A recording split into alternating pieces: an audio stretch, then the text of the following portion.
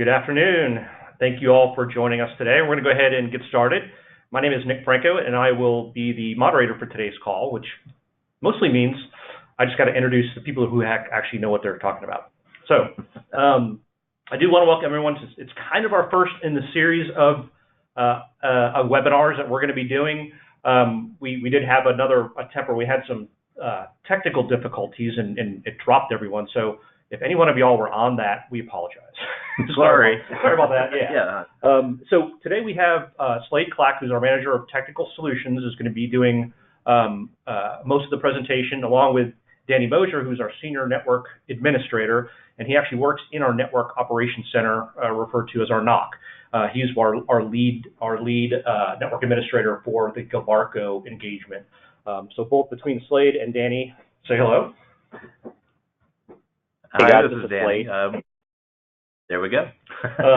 Perfect. So want to get started. Slade, if you could go to the next slide.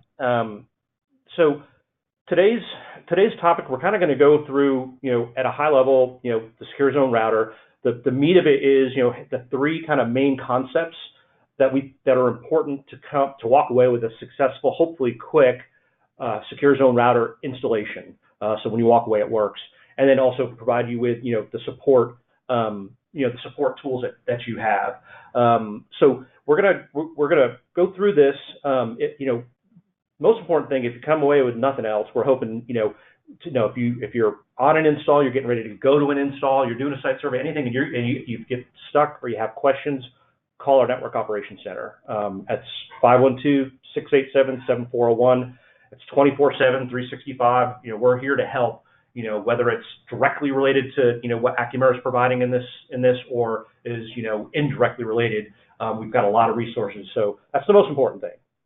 And we are going to go ahead and pause periodically throughout the presentation to answer questions. So if you look on your webinar menu, there's a pull down that's called questions, and we'd like you to go ahead as we go through, go ahead and add questions to that. We'll pause periodically and try to answer as many questions as we can. We may not get to all of them. If we don't, we will absolutely follow up after the webinar with answers to all questions. We'll send it out to everyone so you have that. As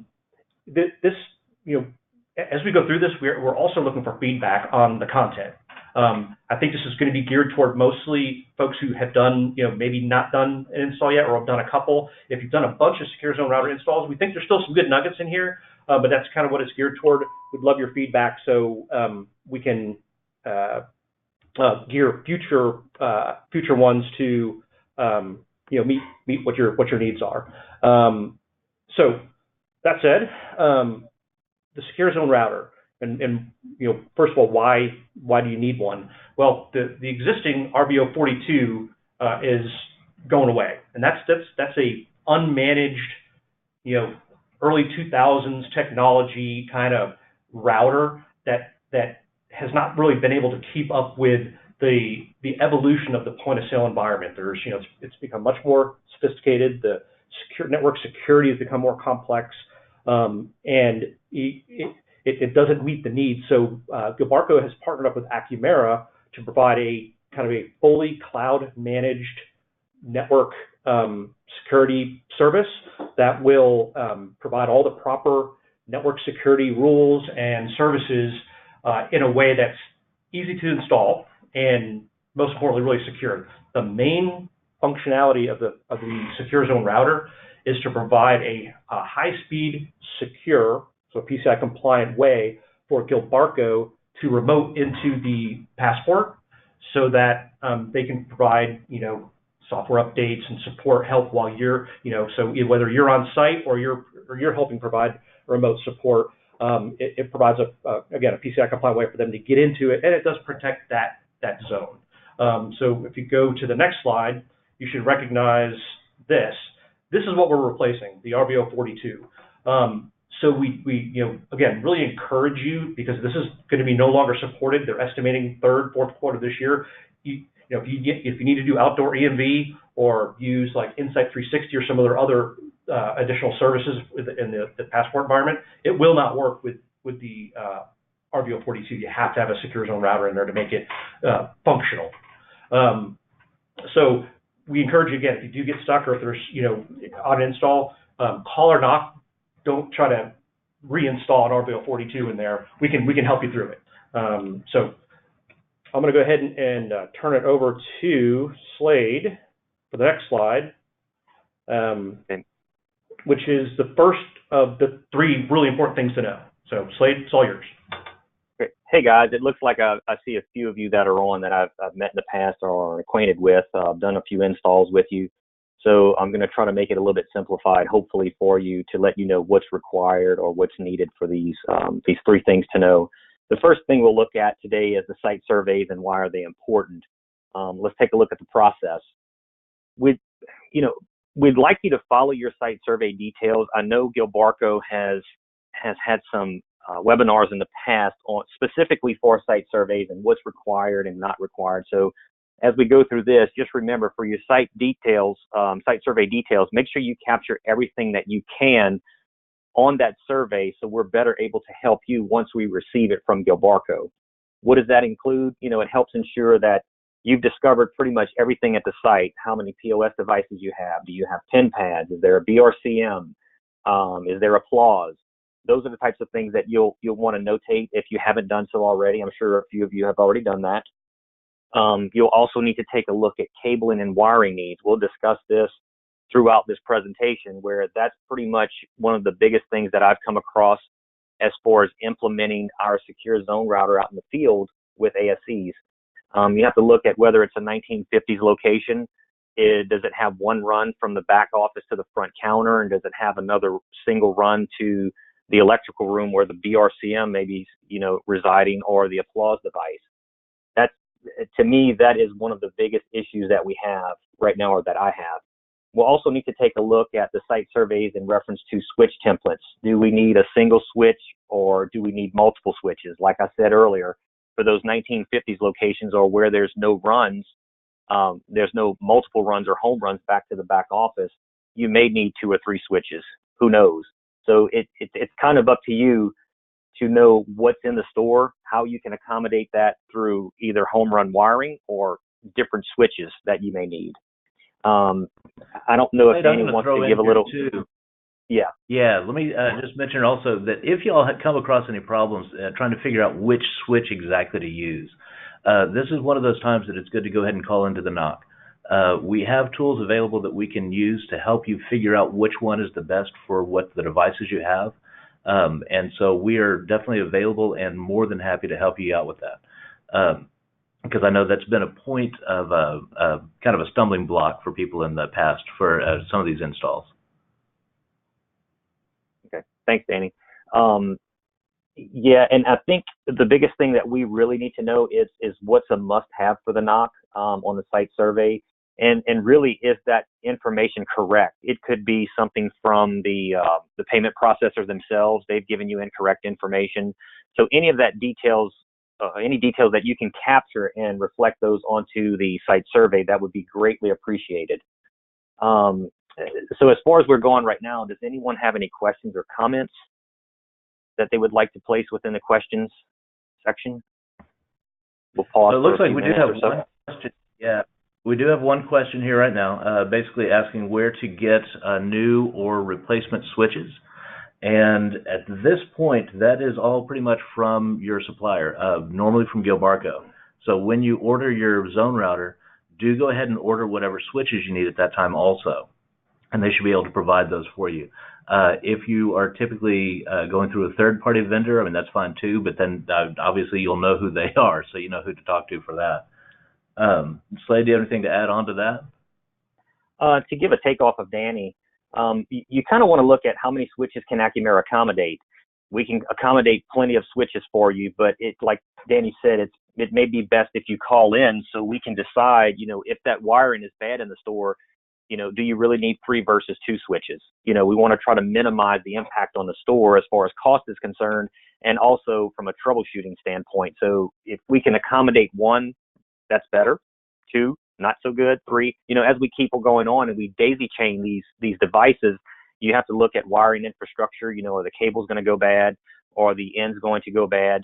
That's another point of failure. Like as you add and daisy chain, that's more points of failure. So there will be many variables for that. Okay, great. Slade, we do have another question, which was, does it have to be a smart switch, or it does have to be a smart switch, correct? As a question, something that can be programmed. And the answer to that is absolutely yes, because it does have to be smart enough to handle the VLAN networks, so that it's actually the segmented areas that are isolating the traffic from each other. That's part of what provides the security. More to the point, it also needs to be either a GS108T or a GS716T. These are both Netgear switches, and these are the ones that we have full access to and can access through our dashboard in order to provide the port locking and all of the functionality that Gilbarco is looking for. Great. And I think the big takeaway is if you're going to an install and you don't have a switch, that's the time to stop and figure out, because you can't complete an install if you don't have the smart switches that we support, and the right port density and the right number of. Yes, and it does. And again, it does need to be either the GS108T, the 8-port switch, or the Netgear GS716T. And those are both smart switches provided by Netgear. One is a 16-port, one is an 18-port. We can, in theory, daisy chain pretty much as many as you need. But obviously, as Slade was putting down, eventually it's going to cost too much, and it's going to kind of add more equipment to the store than you really want to. Yep, and there was another question, just said any smart switch. I think we answered that. It does have to be a specific, like Yes. Danny, you just mentioned those model numbers. All right, so Slade, let's get on back to you, sir. Okay. So let's move on to the next slide, which is the thing to know number 2 for site prep. Prepping the location for the actual install. A few things we'll need to know, I guess you would need to know is, are there enough power outlets? Is the wiring conducive to an install? We have this RVO42 we're taking out, and do we need to add additional wiring to that location?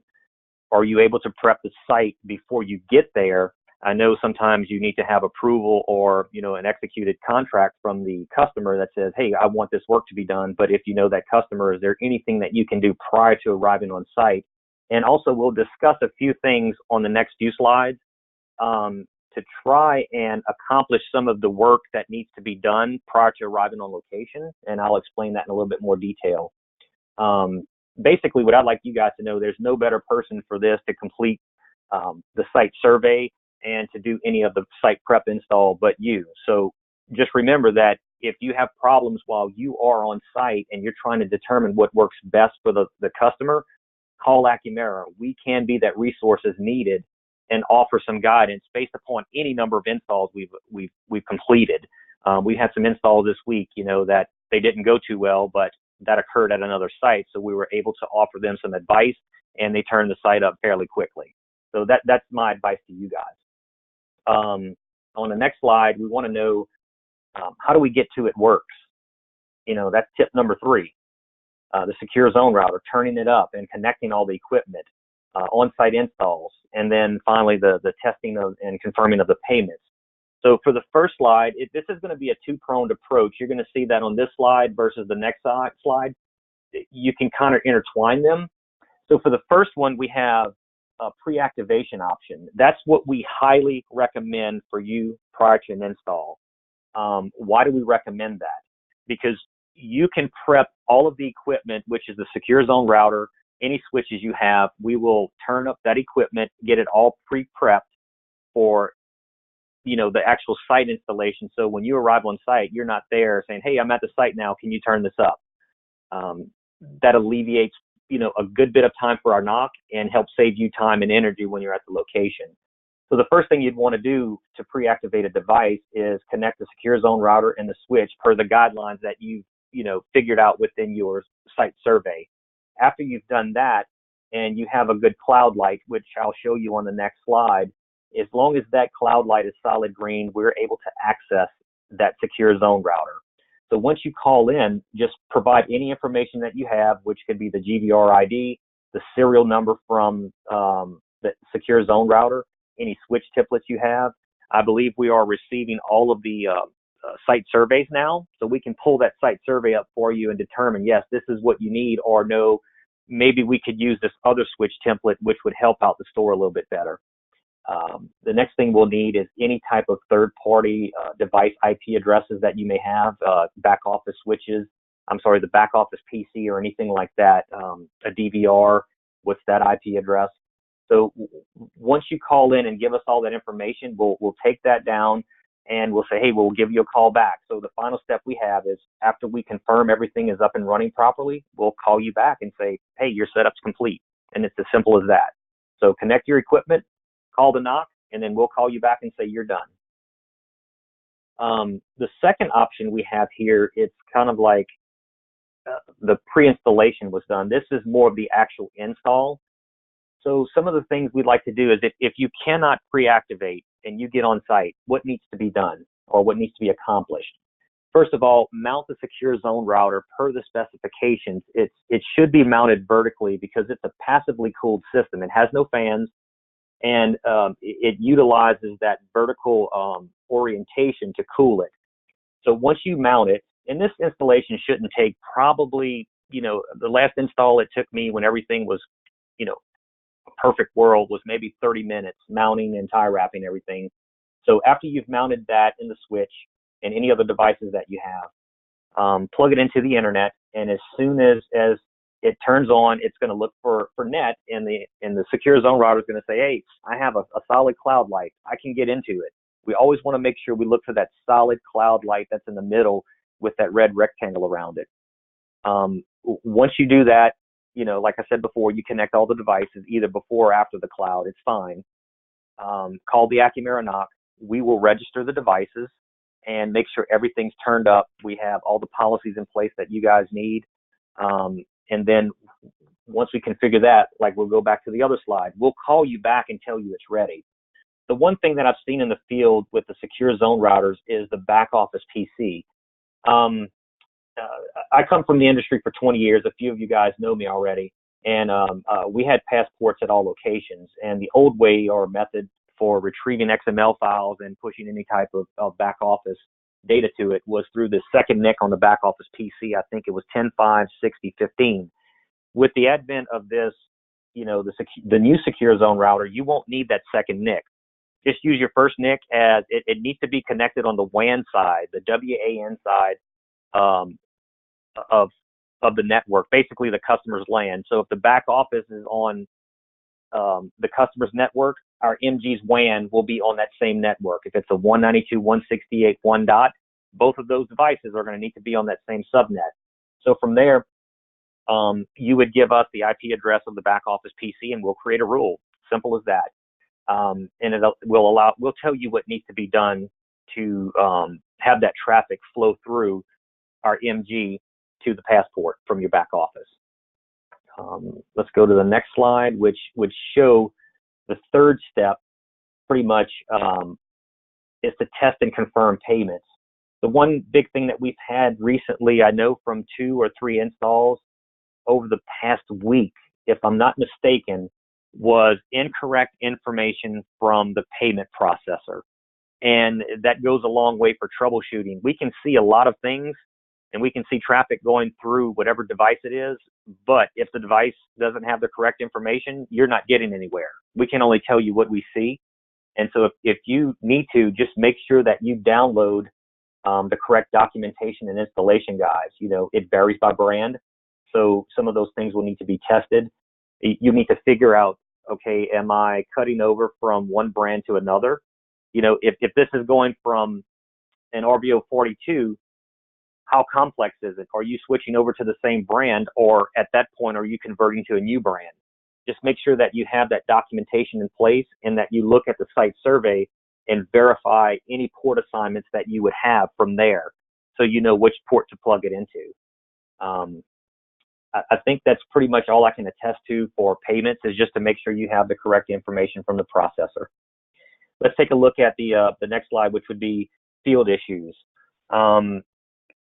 There are some issues that I have encountered in the field, and specifically this past week, we had a customer, an ASC, that was attempting to install the secure zone router um, at a location, well, multiple locations, and they didn't realize that once they cut over, it was to a new brand, the ISP, the internet connection, would not work because it was basically proprietary. So at that point, we had to deliver a few, and it was a local company we worked with. We had to send them multiple cellular wireless devices so they can actually turn the store up and get the company up and running as fast as they could. So that's you'll see in the next few slides that I have also a few of the best practices and a few things that'll help you accomplish what you need. Some of the things that I've had field issues with is if there's a lack of on-site IT resources, there's nobody there except for the owner who may be a mom and pop shop and that they have no clue what's going on. So it behooves us to gather that data from the site survey and make sure we have everything covered prior to going on the location. We have payment processors, like I said. They have provided the correct information after 2 or 3 times. We finally turned the store up. We have old stores versus new stores, that 1950 stores versus the new store that has a dedicated run for everything. That should save you time. Are all wires labeled the old way? If they're not, you may have to tone them out. I've probably done the past 3 installs where I've had to tone out a wire because we couldn't find it. Everything was in shambles and didn't look too good.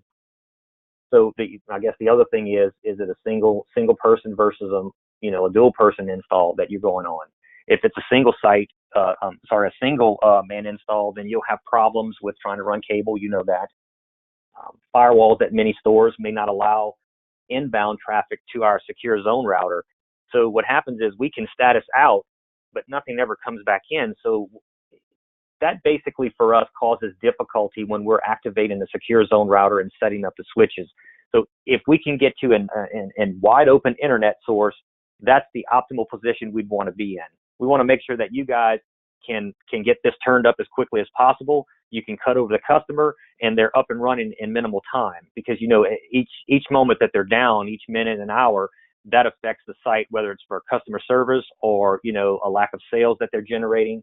Revenue just goes down at that point, and I'm sure it becomes a customer service issue for you also.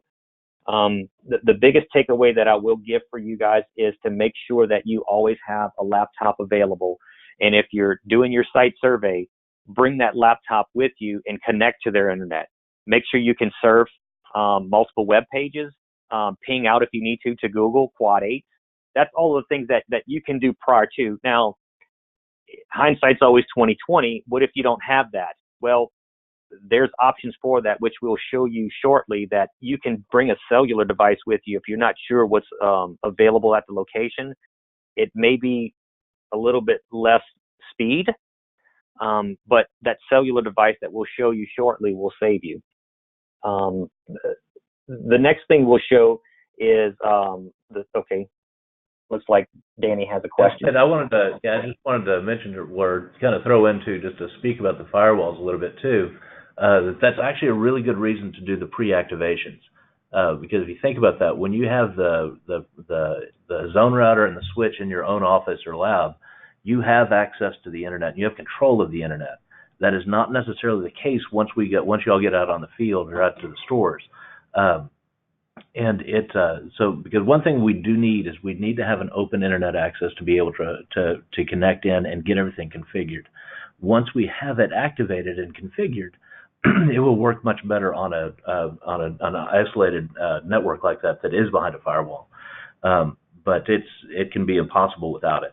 So again, just kind of to reiterate that, and I think one of the safety net options that Slade was talking about the cellular modem, that can also provide that if you get to a site where it's got a sonic wall that's totally locked down, you have an owner who doesn't know the password, we have no access to it and no other internet source, that's a problem. And so it's the reasons to keep the backup tools with you, especially like those the backup cellular modems, things along those lines, just to give more control over the environment that you're operating in.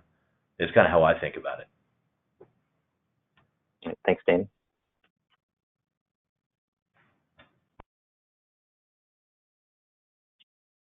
And next, we'll take a look at the switch port protection. Some of the brands are starting to require port locks and MAC locks. So that brings up an interesting situation for us as far as what was, what we were able to do within the RVO in the past. You would come in, you would place your device in the RVO 42 and you can hot swap and everything was okay. But for some brands, specifically the Chevron requirement is that they're requiring us to port lock and MAC lock devices. So that means that you can't just come in and plug in a new pin pad or any other device that needs to be registered. So if you have problems, what you'll need to do is call in, and we have your name within our database that we can verify and authenticate you. So you would call in, and we'll take, the Chevron requirement here for an example. If you have to swap out a pin pad, you would call us and, hey, we need to unlock the port, unMAC lock it. Once we do that, you can plug in your device and we'll see it and we can register that for you. As soon as we determine that there's proper communication and you can successfully, use that device as intended, we'll go ahead and MAC lock it again.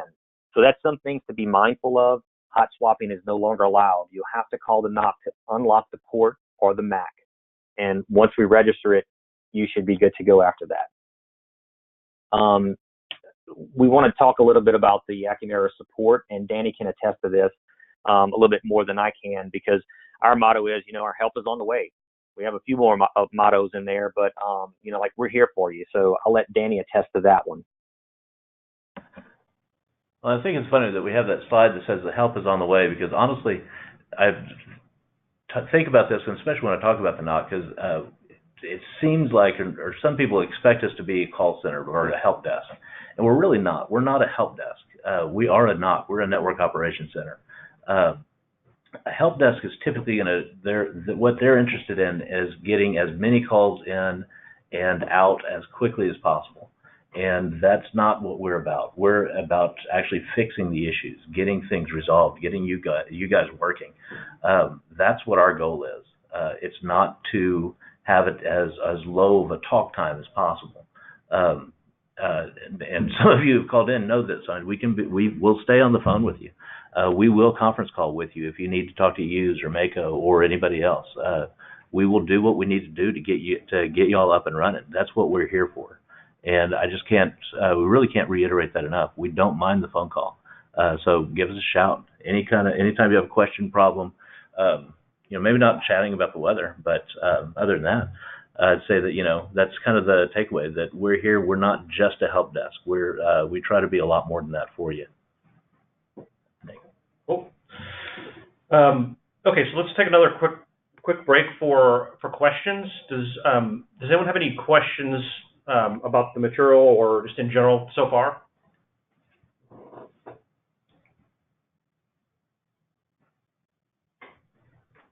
Okay. Actually, there is one thing about, the question about how many techs are pre-activating versus activating. I'd say that it kind of varies week by week, but we're actually probably pretty close to 80 to 85% that are pre-activating. It really is that much more convenient, and it works that much better, and it's better for everybody. It lessens your time on site, lessens downtime for the site. It's it's a win for everybody involved. We can pre-activate any time after we have the location created by Gilbarco. So that whole process, when y'all first submit the site survey to Gilbarco and they issue the GVR ID, that's when they also submit the request for that tile or that location to be created on our side. As soon as it's created, we can activate whenever you're ready to go. That can be the day before you install. It could be a month before you install. Doesn't matter to us. Just however works for you and your scheduling. Okay, great. So we do have one question, and it's from Thomas. So if I'm not interpreting right, please correct me. It said, is there a document for a secure zone router site survey so nothing is overlooked? So I'm not sure if you're referring to, yes, there is a site survey document. I don't believe there is a source document that tells you how to fill out the site survey. And so I'm not sure if that's the question you were asking, Thomas. There is a Gilbarco provided site survey that gets filled out, but to the best of my knowledge, and Danny, unless you know, is there a source document that guides them through that? Not that I'm aware of. Slade, if you know of anything, chime in. Thomas, I tell you what, I will give you a shout after the webinar's over, and we'll see if we make sure that we're understanding correctly and kind of get all that worked out for you. and see, because I don't think that there are any explicit instructions on how to do it. I think it's all self-contained in that one document. Okay, great. Yeah, so we'll follow back up with you on that. And we have another question. This is for Danny, and you've said on a lot of these installs, if you had to just kind of, come up with what's the most common mistake you see techs that they should look out for? If you had here's my top 2 that I just see a lot of that. I don't know that I would call these mistakes so much as just simply pitfalls, stumbling blocks, things to watch out for, because the getting things cabled in correctly. There's a lot of variance depending on who the major oil brand is, the payment processor, how all that's set up. Is it a Mako? Is it a use? Et cetera, et cetera, et cetera. And a lot of them are wired up differently. So cabling is always a challenge, especially, I know that Slade has some pictures of some sites, and I know that you guys, we've all been out in the field, so we know what you're up against on that wiring, man. So that, I'd say, is the biggest challenge, or can be. Firewalls and cables are some of the 2 biggest trips, I would say. Great. I'm looking for one document. Let's see. So we had someone who had mentioned the actual site survey, secure survey manual, which looks to me to be the actual site survey, but that is, sorry, give me 1 second here. Where's my... the MDE-5396A. And I don't have that in front of me, so that was the MDE-5396A. And I'm not sure, I don't have it in front of me if that's the actual site survey, if there's some other document for it that tells you how to do it. But again, we'll definitely follow up. And that was from Dakota. Thank you. And I guess actually one more thing to add into the. Okay, he's clarifying that is the site survey document number. Okay, cool. But IP addressing would actually be the third thing to look out for. And what will happen is we can configure our system to work on any networking segment that you need. But it's sometimes a challenge getting the correct IP addressing or getting the correct information. If you have an RV042 out in the field, if you're able to get to the network settings on that, what we need to know for the NOC to activate is the WAN IP address and the subnet mask. If we know those 2 things, then we can get going. And that should be what is currently configured on the RV042. This was a much bigger challenge earlier on in the game than it has been lately, but I do think that's worth mentioning out there, that it's just getting that information, making sure that it's accurate. That we're not always, if you all aren't always having access directly to it, so you're having to rely on getting that information from a third party, that can sometimes things get a little bit squirrely with that. So just kind of be aware that that's what we're looking at or looking for. Great. Okay, Slade? Yes, both Danny and I can take a little bit of this and give some instructions on it. But the tools for installation, we do have a guide that we will have available hopefully soon within our inventory that we can give you guys a listing of the things that we think are highly successful, for installs. It's recommended or it's an optional. It's a safety net type of deal. So the one thing that we can always recommend for you all is a laptop. If the bold items that you see here are pretty much mine as far as the things that I pretty much require every time I go do an on-site install, because wiring plays havoc in stores, and it's not very easy to figure out which wire is where. So I always make sure I bring my laptop, and I always have a cable toner and tester. Power strips and drills, those are things that you can get readily easily from any store, but the toner and tester, the testers really saved me a bunch of times. As far as cable, wiring, is it broken in the ceiling? I can recrimp this thing all day, but if somebody's cut the wire in the ceiling as we're trying to install it, or maybe pull wiring, those are the things we need to work on. The toner, I worked on an install last week where I've toned out probably 20 wires and did not find the end of it. And the wires went up into the ceiling and were pretty much lost after that. So that customer is now recabling the store. The next thing that we'll have are recommended, cable ties, mounting bases, all of those things that kind of help you. I know sometimes you're pressed for time, but the one thing I can recommend are cable ties and mounting bases. And that's pretty much because if you can cable tie the power cord to these devices where they cannot be intentionally unplugged or the least amount of possible, you'll help forego some of those troubleshooting things that you've seen out in the field. I've had to cable tie pretty much every wire that's to the secure zone router and to the switch for power, because we have those employees that they'll reach under there on the counter or wherever it may be in the back office and accidentally unplug it, and that's why does it not work? I had an install this past week. I think it was Monday night. The customer called, and it was a new site we had installed for the customer. The switch would not work, but there was a power outage at the store, and the battery backup was not turned back on. So it's those little things that you don't think about. Well, the switch is dead. No, it's not. It's because the power is not, being provided from that battery backup. Now, we probably could have said, okay, we'll plug it into another port, but we were working with just a regular employee at the store that really didn't know exactly what needed to be done. The safety net tools and options that we have for you, or just to bring an extra spare secure zone router, bring a managed switch with you, even if it may not be the right port. If worse comes to worse, we can configure it for you and get you turned up as soon as possible. My biggest throw in there also, yeah, just to say real quick, the equipment doesn't go bad often, but we don't live in a perfect world, and so things do happen. And it is going to be, it's worth the headache of having that equipment for that one time when you desperately need it, because it's always that time when you're 400 miles from the office, in the middle of the night, and it's Friday night, and you don't want to have to deal with this again. And it's, again, going back to that cellular modem, having control over an internet source is extremely helpful a lot of the time. Yes, I can attest to that. 3 weeks ago, I was at a location. The AT&T fiber came up through one conduit in the ground, but the customer needed it all the way on the other side of the store, but there was no run back for the AT&T fiber. So I left my cell modem there, and the customer was actually up and running on it for probably 2 or 3 days until a wire could be run over there to the secure zone router to turn it back up, and the primary would be on this, the ISP itself.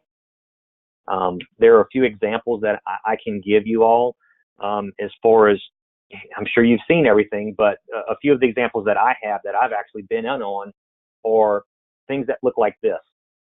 You can see our switch, that's the little blue one right below the black one at the top and in between Cybera. So if you see that, this is what it looks like after. That's our small footprint. So that cellular device right there was running the store prior to it actually coming online with the ISP. So the cables are tied. Everything looks good. It's very hard to unplug a power cord. Another example would be, this is basically on a plywood. The rack is mounted to plywood, and there were no other spots because all the wires were taking place. It was just a lot of things in the way that we did not want to move to affect operations of the store. So we basically mounted all the devices vertically, and you can see it's all cable wrapped and tied up, and everything looks nice and neat compared to the other items there. I don't know if you'll have that time, but that's kind of recommended for our solution, just to make sure that we don't have anybody unplugging anything inadvertently. And with that being said, we do have some resources that are coming soon, documentation, small training videos that may be 2 or 3 minutes for you to show you how to mount this secure zone router, how to connect devices that you may need, and so forth.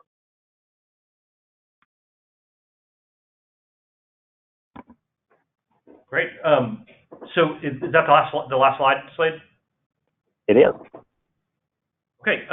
So any other before we wrap up, I'll throw it out one more time for if anyone has any questions. And feel free to chat something in even while Nick is talking here. He doesn't mind the interruption. Nope, not at all. Not at all. So one, just want to again thank you everyone for joining. We really appreciate it, and we really value your feedback on what was helpful, what what wasn't as helpful and what you would like to see on future ones. We are going to be adding additional topics to this webinar series. As you may or may not know, we are also a Verifone MNSP. So if you have sites that you service on the Verifone side, we can help with that. It's the same device. Also, we provide just general perimeter security services that are approved by some of the gas brands. If they're unbranded, we can be their store firewall. It's all one device. And we can help the customer with those types of things. So we'll be having some additional trainings on that. Also, just offer out some additional resources from Acumera. We're going to be doing some regional trainings if we want to get folks together in a region. If you've got a real complex multi-site opportunity that you're going to be supporting for an install, we've done this with a couple partners where they were one was out in Hawaii, and we sent one of our people out there to help out with getting the tech up to speed on doing the installations. We're happy to offer that out, or just come on site if you've got like a meeting coming up at your company and you want us to come out and talk for 30 minutes about best practices. Happy to offer that. And then kind of lastly, we do have a partner program which would allow you to get things like access to AccuVigils, so you can provide that ongoing support in our portal. And then afterward, I'll send out anyone who's interested in learning more about any of those things. I'll as part of the questions that we'll send out and the recording of the webinar, my contact information. Again, this is Nick Franco. Feel free to call me directly or email me, and to help set up any of those or other types of resources you feel would be helpful to make you more successful. Speed up the install and move on to the next one. And just to throw in from Dakota, yes, again, the two model numbers for the switches that we support, they're both Netgear switches. So it's the Netgear GS108T, so like Golf Sierra 108 Thomas, and the GS716T, so Golf Sierra 716 Tango. I'm sorry, I know I just mixed up my two radio calls, and apologize about that. But so the GS108T, the GS716T, both Netgear switches, and those are the two that are supported for this particular implementation. Perfect. Again, thanks everyone for joining, and we look forward to chatting again. Thanks everyone. Thanks, y'all.